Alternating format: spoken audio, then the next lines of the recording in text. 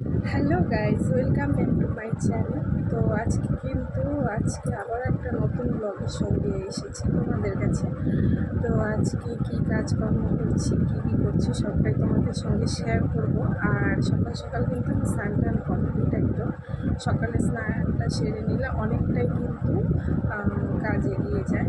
তো আজকে আমি আবার একটা নতুন ব্লগ নিয়ে আসছি তোমাদের কাছে, তোমাদের সামনে তুলে ধরতে। তো আমার ডেইলিকার যে কাজকর্ম সেগুলো তোমাদের সঙ্গে শেয়ার করি। আর কেমন লাগে আমার ব্লগগুলো অবশ্যই জানিও। তো চলো দেখা যাক সারাদিনের কাজকর্ম কী করছি। চলো। তো বন্ধুরা, সকাল সকাল কিন্তু স্নান টান আমার কমপ্লিট হয়ে গেছে। আবার কিন্তু আমি ঘর দুয়ারের কাজে লেগে গেলাম। ঘর দুয়ার পরিষ্কার পরিচ্ছন্ন না করে নিলে কিন্তু কোনো কাজেই মন বসে না।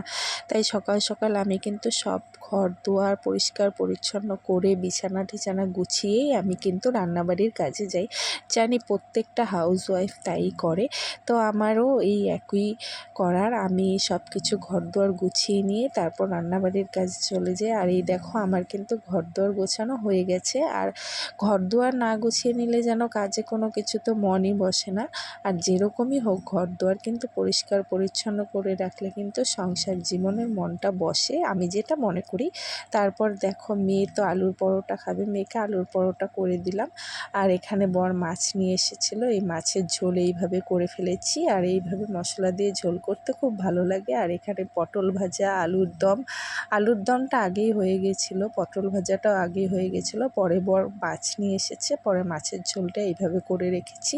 আর এইভাবে মাছের ঝোল খেতে কিন্তু ভীষণ ভীষণ ভালো লাগে। খাওয়া দাওয়ার পরে কিন্তু আমরা একটু ঘুরতেও বেরিয়েছিলাম, সাথে দেখো স্যালাডও ছিল। তো খাওয়া দাওয়ার পরে একটু ঘুরতে বেরিয়ে পড়লাম, কেননা মেয়ের টিউশন ছিল না বলে আগের দিন একটু ঘুরতে বেরোলাম। কিছু একটু কেনাকাটা করেছি, তারপরে এই যে বাড়ি চলে আসলাম। আর আমার ভিডিও কেমন লাগে অবশ্যই তোমরা জানিও। সবাইকে টাটা।